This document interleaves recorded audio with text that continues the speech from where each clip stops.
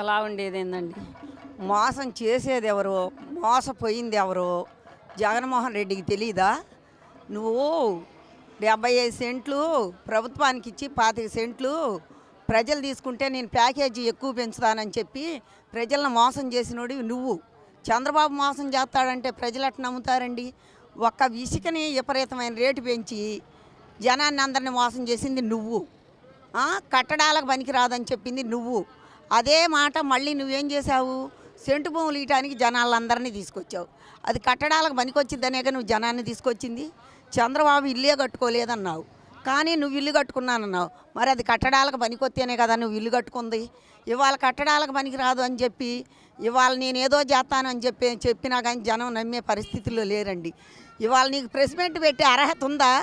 నువ్వెక్కడో ఆకాశంలో ఉండాల్సిన నీ భవిష్యత్తు నువ్వు అతలపాతాలానికి వేసుకొని ఇవాళ నీ ఇష్టం వచ్చినట్టు నువ్వు మాట్లాడినా కానీ ప్రజలు ఎవరు నమ్మేవాళ్ళు లేరు. అందుట్లో అమరావతి రైతులు కానీ మహిళలు కానీ అసలు నమ్మరు.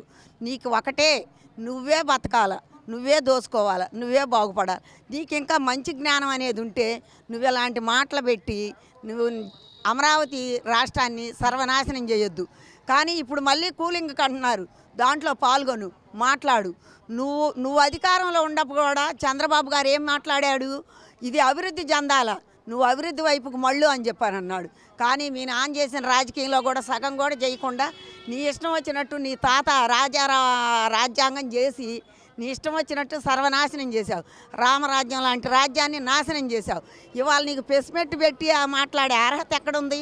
అర్హతలను కోల్పోయి ఇవాళ నువ్వు నీ ఇష్టం వచ్చినట్టు మాట్లాడితే అమరావతి రైతులుగా మేము అసలు తగ్గేదే లేదు దేంట్లో కూడా. నిన్ను తిప్పి ఇలానే 5 సంవత్సరాలు కూడా నీ ఇష్టం వచ్చినట్టు నువ్వు మాట్లాడితే మట్టుకు మేము సహించం. 50,000 ఎకరాలు 1,00,000 కోట్లు నువ్వు ఎక్కడి నుంచి తీసుకొస్తావు చంద్రబాబు అని చెప్పి జగన్మోహన్ రెడ్డి అడుగుతున్నాడు కదా. నువ్వు దోసుకున్న ఉన్నాయి కదా, నిన్ను తీసుకెళ్ళి జైల్లో వేసి నువ్వు దోసుకున్న వాటిని తీసుకొస్తాడులే. ఇక్కడ బోల్డ్ అంత భూమి ఉంది, 1,200 ఎకరం ఉందని చెప్తున్నారు. నీ కళ్ళు పని చేయట్లేదా? నీకు కనీసం నీ తల్ల మెదడుందా లేదా అరికాళ్ళలో ఉందా? 1,200 ఎకరాలు ఉంది. ఆ 1,200 ఎకరాలు అమ్మితేనే బోల్డ్ అంత రాజధాని కట్టవచ్చు అని చెప్పి చెప్తున్నారు కదా. అయినా కానీ నువ్వు ఇంకా తెలుసుకోకుండా అజ్ఞానంలో ఉండి ఎవరి మీద విష ప్రయోగాలు చేయాలన్నా కానీ ఆ విష ప్రయోగాలు నీ మీదనే పడతాయి. నువ్వు ఎదటి కంట్లో ఏలు పెట్టి చూడాలంటే 4 ఏళ్ళు నీ కంట్లోకే పొడుచుకుంటాయి అన్న మాట నీకు సత్యాలు అసత్యాలు తెలియవు. నీకు రేతురు జీవోలు తీసుకొచ్చి అమరావతి రైతులను నిండా నాశనం చేసి నేను జైల్లో ఉండాను, అందరూ కూడా జైల్లో ఉండాలని పరిపాలించే నీకు నీకు భవిష్యత్తు అనేది, రాజకీయ భవిష్యత్తు అనేదే లేదు అని స్వామీజీలు చెబితే మేమేమేమని అనుకున్నాం. కానీ ఇప్పుడు 11 సీట్లే. ఆ 11 సీట్లు కూడా రాకుండా ఈసారి రాజకీయ భవిష్యత్తు లేకుండా పోయేది నువ్వేనన్న సంగతి మాకు తెలిసిపోయింది.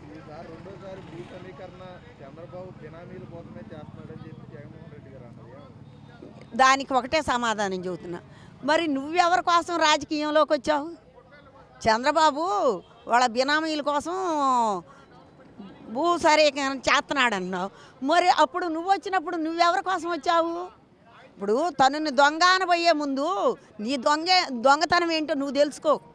ఇతరులని నువ్వు దొంగ అంటున్నావు. చంద్రబాబు గారు దొంగతనంగా వాళ్ళ బినామీలకు అందియటానికి చూస్తున్నావు. నువ్వు రాజకీయంలో వచ్చేటప్పుడు నువ్వెవరికి అందియటానికి వచ్చావు? పక్క మనిషిని అనబోయేటప్పుడు నీ భవిష్యత్తు ఏందో నువ్వు ఒకసారి చూసుకొని ఇతరుల గురించి మాట్లాడమని చెప్పి మేము అంటున్నాం. నువ్వు ఇంకా దిగజారి మాట్లాడితే నిన్ను క్షమించేవాళ్ళు ఎవరు లేరు. నువ్వు ఒకటే తెలుసుకో. నువ్వు ఇప్పుడు ఇవాళ అక్కడ ఎవరికో ఇస్తున్నారు కాదు, ఇవ్వండమ్మా, చంద్రబాబు మంచోడు, ఇవ్వండమ్మా, మన రాష్ట్రాన్ని మనం బాగు చేయించుకుందాము అనే ఒక మాట మాట్లాడాలి. కానీ నువ్వు ఇంకా పాతాళానికి పోయి నువ్వు ప్రజల్లో ఇంకా కూడా నువ్వు అతి ఘోరంగా నష్టపోతావని చెప్పి అమరావతి మహిళగా చెప్తున్నానయ్యా.